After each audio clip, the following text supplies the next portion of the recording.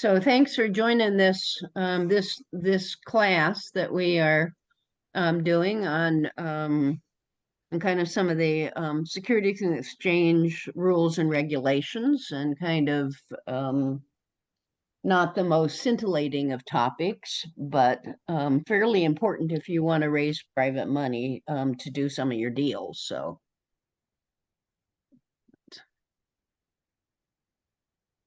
Hey, Jane. Hello there. So after we finish this little class, this little presentation, then Jane is going to be talking about on our single family Teaching Tuesday about insurances and the need for them. So hopefully, so you're kind of welcome to stay and listen in that too if you have any interest in residential real estate as well. Are we ready to go, James, or should we give it another minute? I think we're ready to go. All right. So this is session 2 that we started last week, and it's basically what do we need to do to stay out of trouble with the Securities and Exchange Commission, which is the entity that governs raising and using private money from most sources. Actually, it's both private and public money. So what I want to just remind us of, this one, we looked at this slide last time, but I want to remind us what makes a security according to the government. So if it is not a security, you don't have to meet the requirements of the SEC. If it is a security, even if you're raising money for one single family house, you're still held to these same criteria. And there's 4 criteria. And the one there that is highlighted in yellow, the last one, is the one that gets most investors in trouble. So this comes from a 1930s Supreme Court case. And it has 4 criteria: that money is invested, there is an expectation of the investor that they're going to earn a profit with this money, that they are investing money in a common enterprise, so that there's more than one person going to be involved in this. And this is the one that gets us the most, that the profits are generated via the efforts of others. So typically they are investing their money and they don't have a say of really what is done with that money or how it is used to make further profit. So they're depending on you or me or whoever is the issuer to make the profits for them. And that's the issue with most of the time when we're using private money. We are going out and we are getting a loan from a private money or the person, or they are expecting an equity position. And if we're making all the decisions and they're kind of passive, it is a security. So that's kind of what we talked about a lot last time. So what I want to talk about this time is to really start here with how can we do syndication. So I'm going to back up on one more piece here, which is that if it's a security and it meets those 4 tests, then before you can offer that security or sell the security, you have to have some type of security license. And most of us don't have security licenses. And so how we raise money is by using one or more of the exemptions that are in the law. And there are several exemptions, but most of the time we use two of them. And so I'm going to talk a little more about those two exemptions. But I want to kind of introduce you to kind of a broader picture here for a minute. I'm not going to talk much about them. So the key with an exemption is for you to be safe. You have to follow the rules, every one of the rules of that exemption. And if you don't, you can find yourself in trouble with the SEC. Now, the SEC generally doesn't come after little guys like us. They go after the Bernie Madoffs and the big ones. But if you have an investor that gets unhappy at you and they report you to the SEC, they can shut you down immediately and they can stop you from ever raising money again. So it behooves us to know what exemptions we're going to use and the rules of those exemptions. Okay, so what I would like to tell you is a lot of that on these next 3 slides, I'm not really going to talk about very much. They are really for your benefit. So you have kind of a sense of what these exemptions are about. And if you send an email to, I think it's support@passivecashflowforlife.com. Is that right, James? James? Yes, it is. Okay. If you send an email there, we will send you this slide deck. There aren't very many slides, but you may want to refer to this in the past, in the future. So to hit the highlights, Regulation A and Regulation D are the ones that are the most known. There are several others, but these are the ones that are most well known. You're going to hear a lot of people out there who are telling you about raising money. A lot of them being from Utah or Nevada, talking about Reg A. What they're talking about is Regulation A. And they're going to offer to help you raise money. The issue with Regulation A is that it allows you to raise a lot of money, but you have to get approval from SEC staff. So you have to send in all of your stuff and they're going to have to review it. And you can certainly do that. But in my opinion, there are a couple of other exemptions that are a little bit easier to work with. And so just letting you know that the rules of Reg A are there. Reg D, there are 4 parts to it: 504, 505, and 506. Not really going to talk about 504 and 505.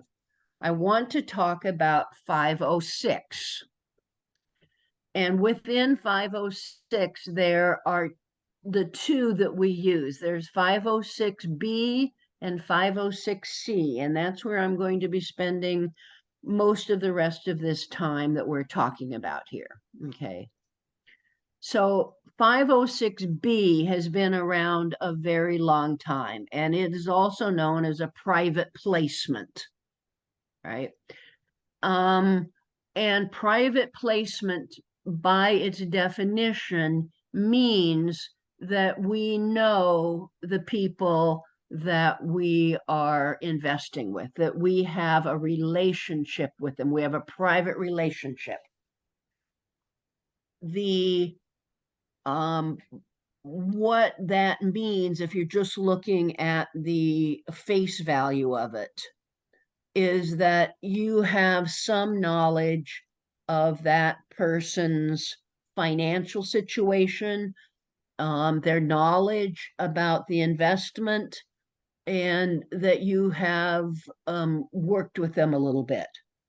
So the issues with 506B is that you have to know the person, you have to have a prior relationship with them, and you have to be able in some way to show that you have a prior relationship with them. As opposed to 506C, which is a relatively new part to this law, and we're going to talk about that too. So let's just kind of move along here. So 506B is also is known that you meet requirements that you can't generally solicit. So you can't go out to everybody in the world and tell them about what you're doing here. Okay. You have to have a prior relationship with them. And that means that you have some way, so you can't, because you can't do general solicitation. You can't do a broadcast email to somebody. You can't go up in a room of 100 people at a real estate meeting and talk about the deal you're doing and that you're raising money for it, because you don't know everybody in that room. All right. So the key is a prior relationship. So why would we want to do that when 506C is going to allow us to do general solicitation? Well, the answer to that is that people don't have to be accredited investors. And at the end of this, I'm going to go over what accredited investor means. But is generally an accredited investor is somebody who has some net worth. So you can have non-accredited investors in this. You can, as long as they have some knowledge, right? And it's a little bit easier to kind of raise money. You can go out and you can meet with people. In fact, you need to meet with people.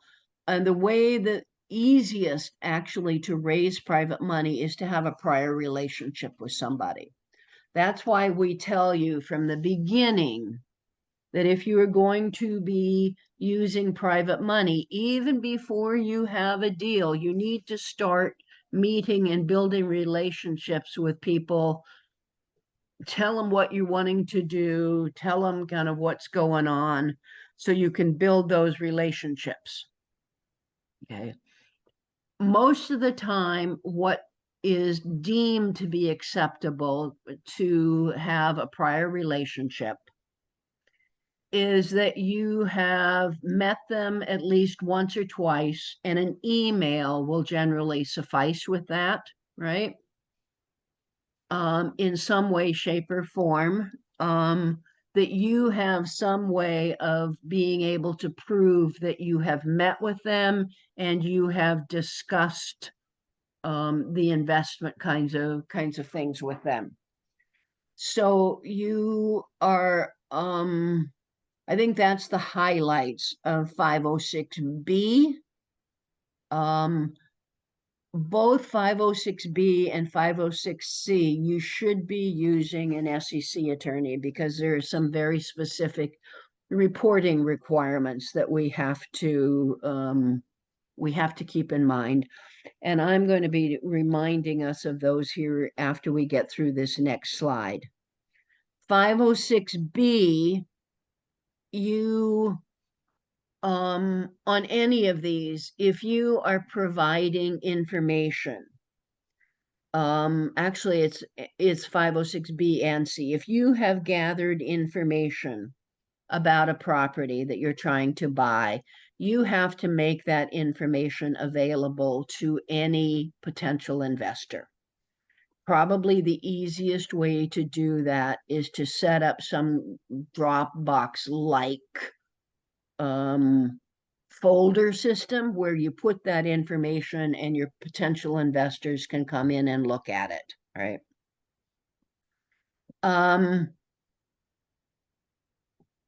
You have to, with either of these offerings, you B or C, you have to provide information about the deal. What is important here, and if you're not taking notes on anything, take notes on this point, is that before you can formally ask somebody to invest in your deal, you have to have an offering set of documents put together that are typically done by an attorney, an SEC attorney. Right. What you cannot do is provide any kind of something that even smells like it's a guarantee of a return on their money, particularly if they're an equity investor. Now, if they're a debt investor, which is a different type of security, it's going to be like a loan with a debt instrument that is that can tell you the rate, what the interest rate is, et cetera, and when you get your money back. Okay. But you cannot, particularly in the early stages, before people have gotten this entire package of information, you cannot tell them about projected performance, about what you expect the returns to be. You have to be very, very general in that. That gets a lot of people in trouble very quickly. And either number one or two reason people get shut down is that they promise something in writing in some way that they can't deliver. The other way people get in trouble, the other highly likely way people get in trouble, is you miscommunicate your experience. We all try and do that to a certain extent when we try and talk about, why it's safe to invest with us. But you really need to be careful about what you're doing here, because anything that can be seen to be overstating what your experience actually is the second big cause of people being shut down. All right. So 506B, to summarize, is a private placement memorandum. You cannot generally solicit, so you can't send out emails to everybody in the world. You have to have a prior relationship with them, and you have to be able to prove in one shape or form that you have that relationship with them. The good news is that not everybody has to be an accredited investor, and all you have to do is provide people with a piece of paper that lets them check under what criteria they are an accredited investor. You don't have to prove it. So under 506C, which is the next one, this was actually part of the Jobs Act. And this one says you can generally solicit. So you can send out general solicitation or general messages to people about what you're doing. But again, now you are talking to people you don't know and has no relationship with you. And so you need to be extra careful that you are not misrepresenting the property or your experience or the experience of your team. All right. So what 506C offers is the ability to cast a wider net to try and attract investors, which is a real benefit. The downside to 506C is that those investors can only be accredited investors. And you have to be able to prove they're an accredited investor. And that means that you have to verify in some way that they're accredited. And that includes bank statements, it includes tax returns, it includes other things like that, that a number of high net worth people are reluctant to provide you. You can get around that in a way by having just enough information to prove they're accredited. You don't need to see their entire portfolio or everything. You just need to have enough information to be able to approve they're accredited an investor, right? The other downside to this is you don't know where this email or where this information that you're putting out is going. You don't know who might see it, or who might react to it. So again, it behooves you to be careful about how you are crafting these offerings.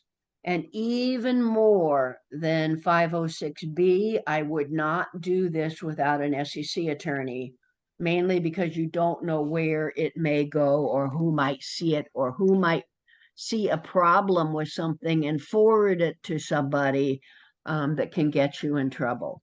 Okay. So the summarizing 506C, you can do general solicitation. You can send out information generally that tells general information about the property, right? But before people can invest, they have to prove that they are accredited investors, and you have to have some of that information to be able to prove that you have done that.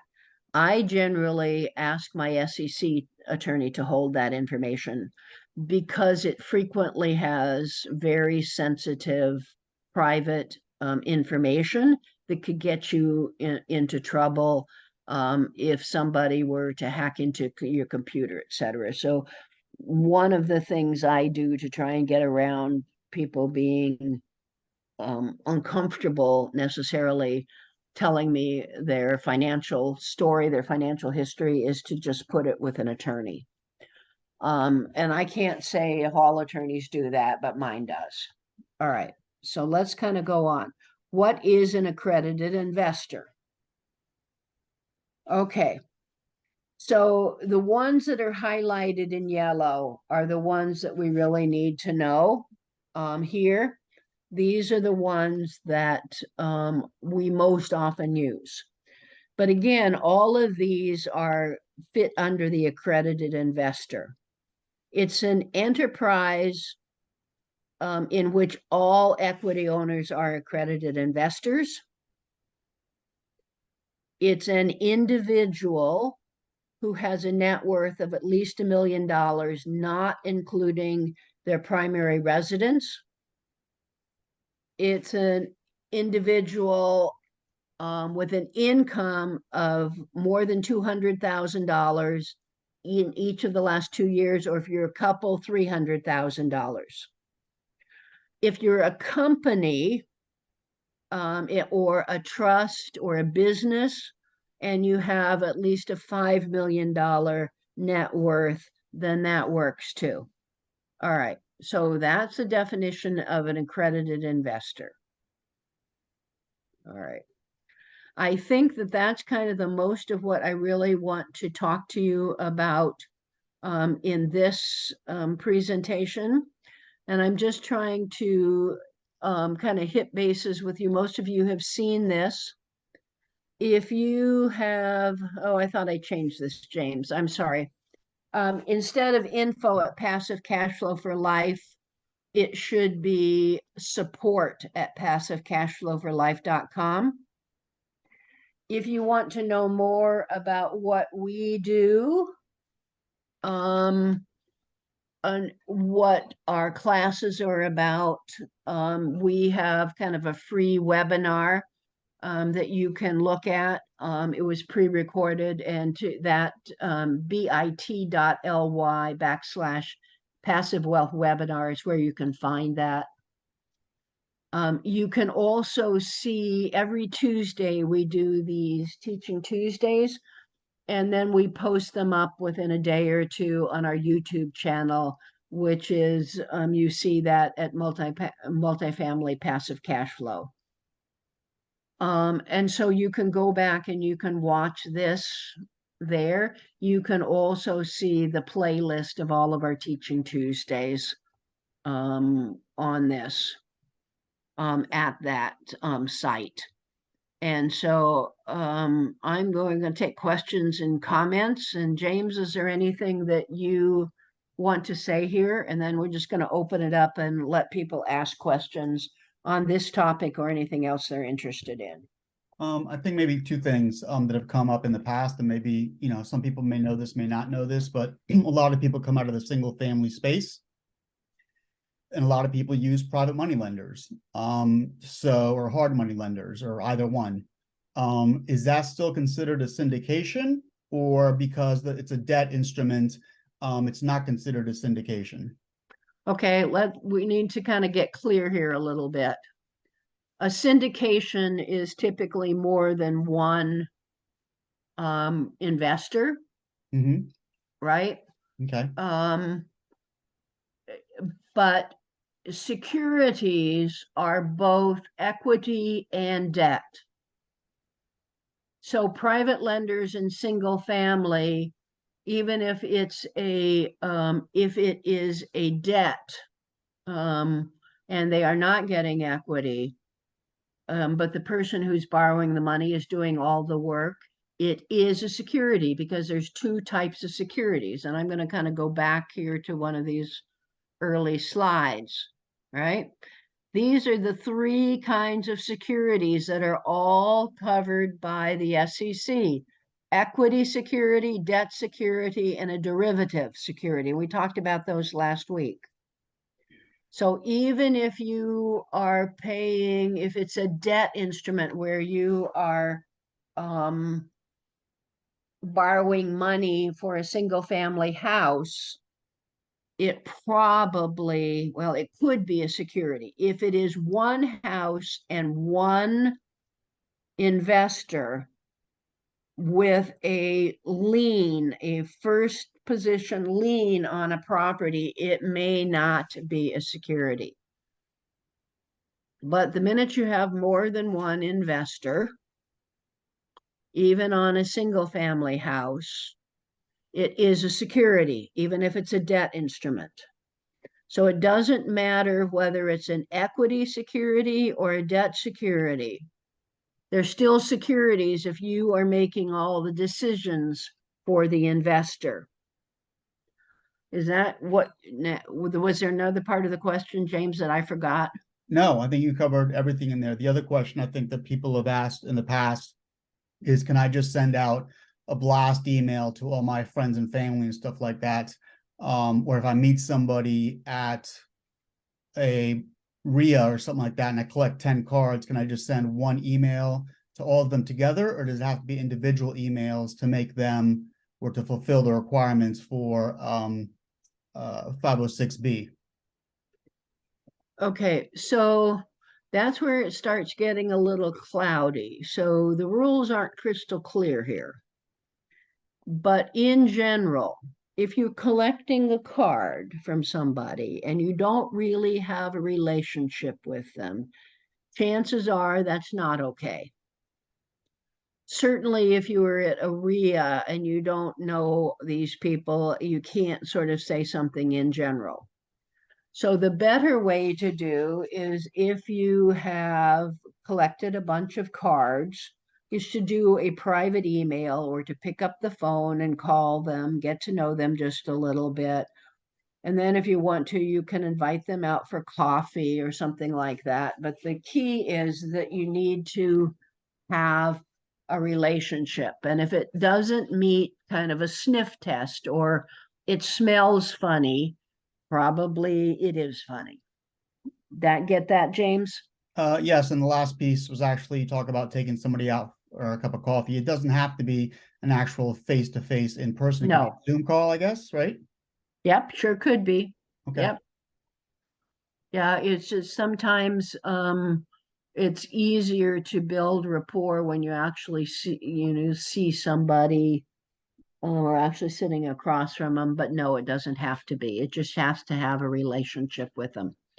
We've got some questions in the comments in the chat. James, are any of them questions that we need No, I to? put the links up for everybody for the YouTube channel, and then the free webinar. And then if you want a copy of the presentation, our email is up there as well. So if you guys are on mute, but you have a question, just go ahead and unmute. If you're shy, you can type it in the chat box, but if you're okay with it, you know, it can be about syndication, or it can be about anything multifamily related or real estate related. So you guys, hi, Great. this is Jason. How are you? Hey, good. How are you? Good, good. So hey, so sort of stemming from what Jim was saying, coming from the single family world. So, you know, looking, you know, at buying, the numbers are just a little bit bigger. So looking at, say, buying a $2.5 million place, you're looking at about 200,000 each for 3 people. You know, about $600,000 down ish. So yourself, you got 2 other investors that don't want anything to do with the property, don't care, don't want, you know, it's just basically a loan for 24 months at X interest rate. You know, they don't want any equity or anything. What is the best way to structure that?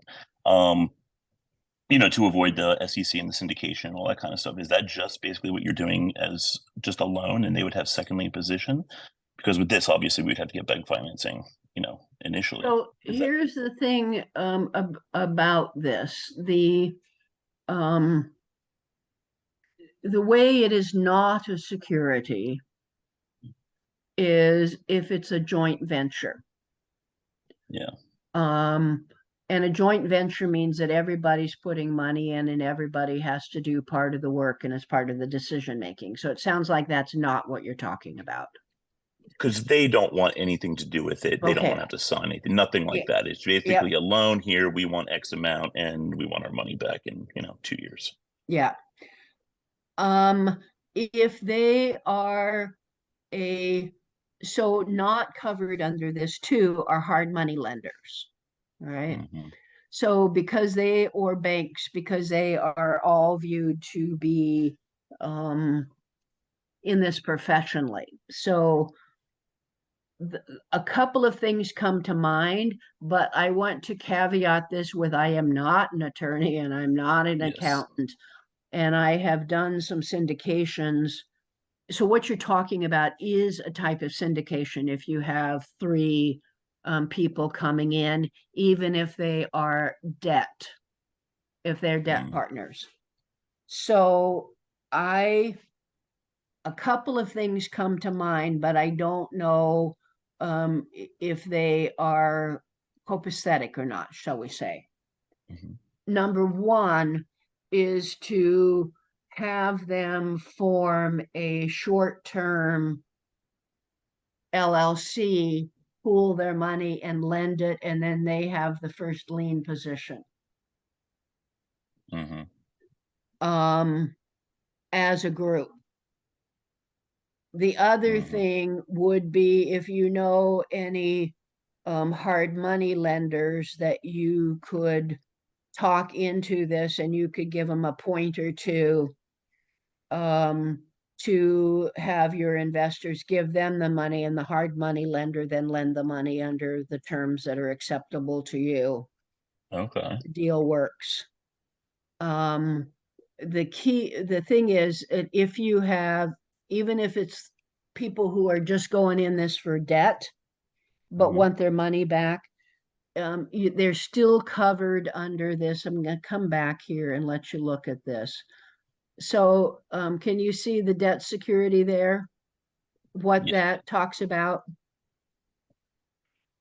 It is still, even it's a fixed amount that must be repaid.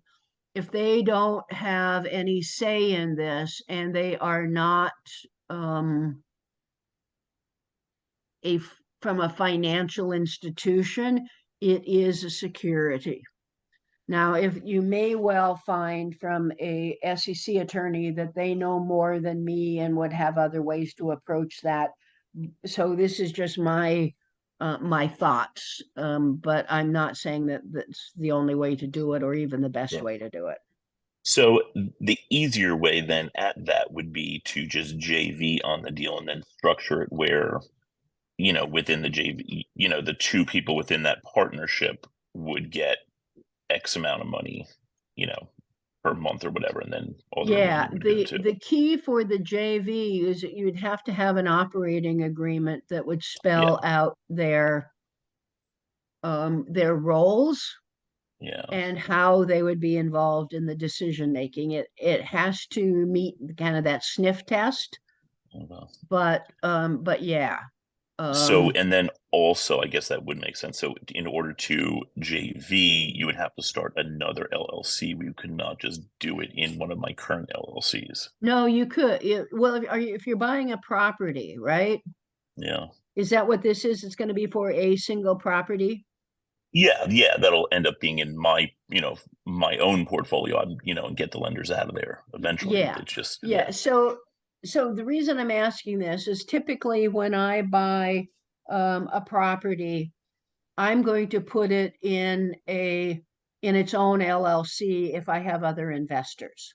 So Yeah. what I think you don't want to do is to use an existing LLC when the ownership in these, say, two or three different properties, when the ownership split is different.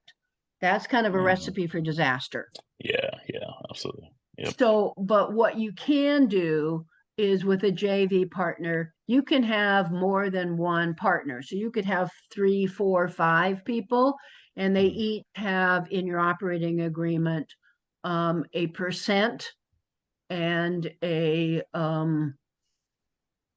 and their roles. And within Gotcha. that operating agreement, you could say that you as a managing member have a right to buy them out at a certain time for a certain amount plus such and such a percent interest, right? Yeah. Gotcha. So Okay. you don't have to have, you can start a new LLC and you can have more than one partner in that for sure. And then you can do whatever you want after you get them out. Yeah. Could you just hold debt on the property? If could you just hold debt, I guess, on it, on another property, I guess, or just be a second lien holder? On And just, another property? yeah, or just be a second lien holder on this property, and I guess what would anybody ever find out or care, or if they're just a second lien Well, holder? the issue probably is now you're really in kind of the private equity world, right? In one shape or form here. And I don't know that anybody would ever find out. Yeah. The point is that if somebody gets unhappy and they report you to the SEC, you don't have much of a leg to stand on. Meaning one of the investors. Yes, meaning one of the Yeah. investors or a wife of an investor that gets unhappy with you, or a Yeah. nephew of an investor that thinks Sure, you are sure. taking them to the cleaners, right? Yeah. So it just becomes, to me, I'm not particularly risk averse, but I am honestly about kind of mitigating risk wherever I can. Yeah.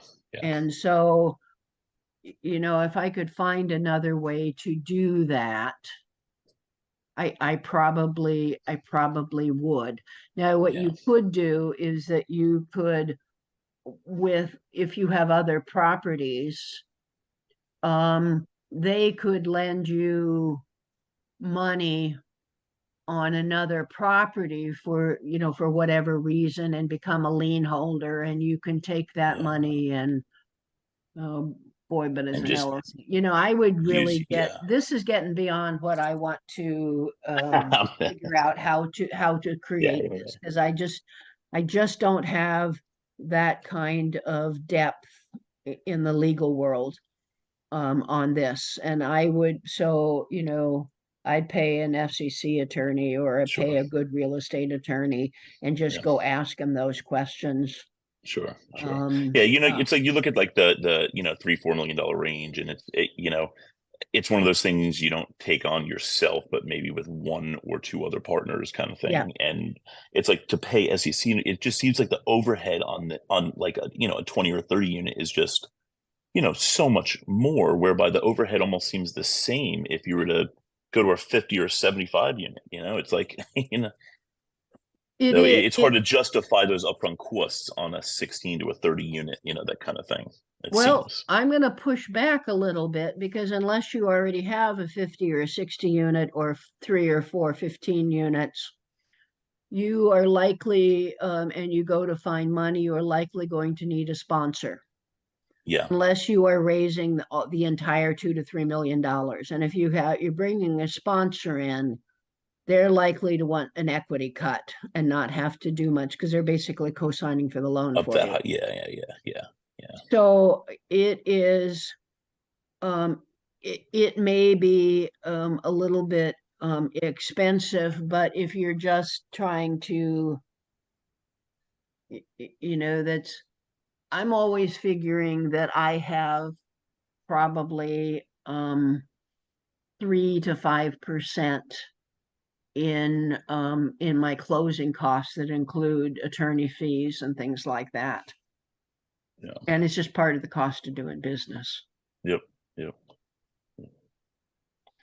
All right, other questions? That's a good question.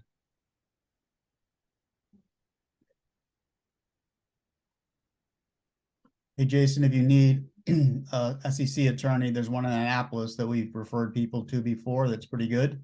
And he might just do a free consultation to give you some options. But if you want to, just email me and I'll send it over to you.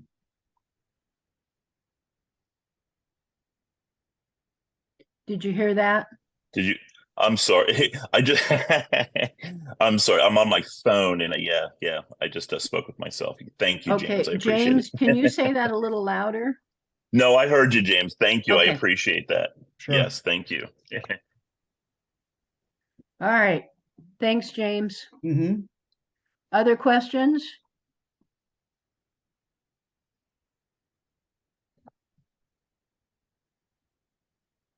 Okay, got questions about things other than raising private money you'd like to ask about?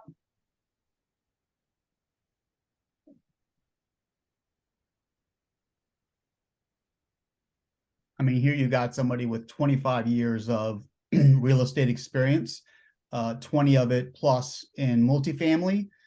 So whether it's a fourplex or a 400 unit, she's probably seen it or is familiar with it or has some sort of experience with it.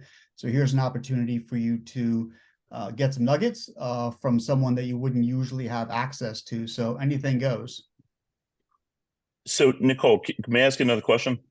Sure. This is I Jason love again. people who ask questions. So, well, I've got a lot of them, I'll tell you. So, as far as deal flow right now, for smaller multifamily, and of course, other than broker relationships and and self-marketing, are there any platforms that you find valuable, like the Crexies and things like that? Or, what's a good source of deal flow other than the obvious things? Right now, I think some of the things that I would be once I found a market I liked, right? Yeah. I would be doing a couple of things. I would actually find a list broker and do some mailings.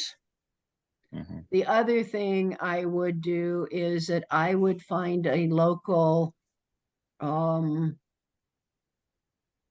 like apartment owners association or multifamily owners association and join it Okay. and get to know those people because if nothing else they are always know what's going on in the area.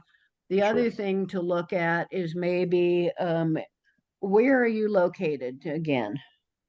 Southern Pennsylvania, Baltimore area. Okay, because there are some 1031 exchange groups that are always looking to exchange. So if you already have properties, people are looking to exchange to once a lot of the depreciation is gone, there's a lot of opportunities there. Yeah. Even getting in a As far as them liquidating their property because they can't what they're depreciate generally anymore. doing is exchanging. So, yeah. yeah, But so, essentially, you're buying from them so that they can 1031 yeah, into another property. Gotcha. yeah, yeah.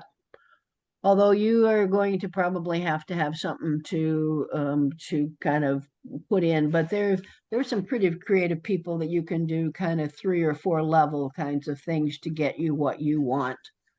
And those people tend to be really plugged in to a lot of the stuff that's going on and some really creative ways to think about things. Hmm. Another good one is find some of the bigger property management companies, and not the on-site people, but the property management people, and ask them if they know of any owners that are looking to sell or who might be in a position where they want to sell. Gotcha. Okay. The other thing I think in the next 6 months to a year is if you have good relations with small banks Mhm. or medium banks, is that there are an awful lot of loans that are coming up for balloon that people Yeah. aren't going to be able to step into. Yeah. And I think you could probably buy them or step in, do some things like that. So I think things are going to bust loose here. I'm already seeing signs. There's a couple of big, kind of big company that just defaulted on some loans. I'm trying to remember the name of the company. Do you remember it, James, that just defaulted on a big bunch of loans because of the refi terms? The one I over know in what you're talking Houston. about, but I can't remember the name. Was this in Houston? I actually was not sure if it's in Houston. I was thinking it was in the Northeast, like Boston, someplace, but I could be wrong. But there's more than one kind of these companies that got really cheap money, that is not going to be so cheap anymore. So that may be a place to see if they have any assets, some of those ones that you might want to see if you can find out if they have any assets they'd like to sell off, in case they start getting into situations like that. Who at the bank do you speak to about that? Like, what title do you typically, deals with I, that? it may be their finance people, it may be their acquisition people. Yeah. Um, it's likely to be the people who are dealing with their needing to deal with the refinance of these, or deal with the balloons. Yeah. I actually don't know in these companies. I haven't really dealt with them myself very much, so don't really know how their organizational structure is. Yeah. But it Yeah. certainly wouldn't be somebody, it would be somebody, if not in the C-suite, then a step down that Yeah. might know some of that stuff. Yeah. Are there any sort of MLS-ish type of platforms that you find beneficial? Or are they all just places where they die, do you find lately? Well, what I find in some of those, you're talking about LoopNet and some of those kinds of things, right? Yeah, and like Crexy Yeah. seems to have things that seem reasonable at times. Well, what I see is good there. It's a backdoor kind of strategy. Is Mm, that is that you can find good brokers there, and yeah, you yeah, step into those though by picking one of those properties that they have for sale and asking questions of the gotcha. broker, Yep, um, analyzing the deal that they send you, or that they have up on LoopNet or Crexy, and sending it, interested was sort of interested in this, but it doesn't work because of ABC. So you're sending yeah, them a kind of things. What else you got? yep, Because yep, brokers are going to answer questions about properties they can't sell because they want to get it off their books, right? So it's a backdoor strategy into meeting some brokers. Yep. Perfect. and getting to know them. Yeah. Because most of those properties don't work. But on both of those platforms, they have some for sale by owner properties that you can kind of scope out a little bit too. Yeah. Yeah. Okay. All righty, I think we're Excellent. Thank about, you. you betcha. I think we have time for one or two more questions, and then I'm going to turn it over to Jane to talk about, we're going to talk about insurance. Surely somebody else on this line has a question that they'd be willing to ask about something. I'd love to try and get a community going here where we actually talk to each other and have dialogues and stuff.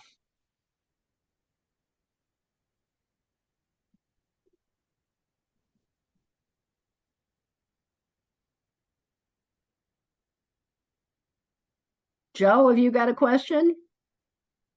You're on mute. I just jumped in, so I'm not even sure where the direction of this call was going. I'm sorry. Okay, sorry. All right. I just saw your smiling face. Oh, I always have questions. I'm not even sure what type of asset classes you folks were covering earlier. That's why I jumped on late. I just saw the Zoom schedule, so I decided to listen in at the last second. All right. Well, this was really about raising private money. Okay. Okay. So, Alicia, you got maybe any? the next time. Yeah, okay. Thank you. Ferd, are you there? Hey, Ferd, are you back? Yes, I'm back. You got any questions? Well, I came in late, but nothing related to this. I just want to ask question, your opinion on where do you see the market going? Since we've heard about loans that are being defaulted, what would be your advice for a newbie? I think this is going to be actually, in the commercial world, it's going to be more like 2007, 2008, even in the more like the 80s, because it's people paid way too much for properties. They are on shorter balloons for refinancing than they have been before because people were paying so much for them. Rents went way up, and they're struggling to stay up in a lot of places. So a lot of places where rents aren't necessarily coming down, they are also not going up. I think that there's going to be a lot of foreclosures. I think there's going to be a lot of opportunities for short sale kinds of things in the commercial area. I think that if you have cash or have partners, you can, kind of build a pool of investors, that a lot of these properties that are coming up for refi, and with the interest rates going up so high, they may be performing well at the current interest rate, but when interest rates go up, 2 or 3 points, they're not going to be okay. So if you have a fundamentally stable property underneath it and you have some money to invest, I think you can buy into the equity of those properties, which I think is going to be, is a way to get in without needing a sponsor. I also think that because there's the commercial real estate space is way over leveraged right now. So I think it's going to be harder to get loans, which is another reason I think the smaller properties might be a good place to start, because you're not seeing those same over leveraged positions in the, at least as far as I know so far, in the savings and loan and the credit union kind of areas, and they typically make loans on small multifamilies. Small banks make loans in their own areas. So, I think there's going to be lots and lots and lots of opportunity.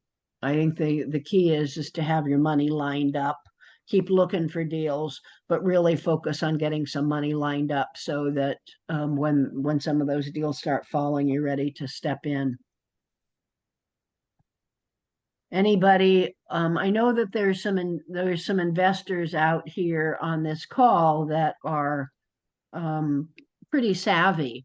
Now, would anybody else care to jump in about what you think is going on in the going to be going on in the loan in the market in this area?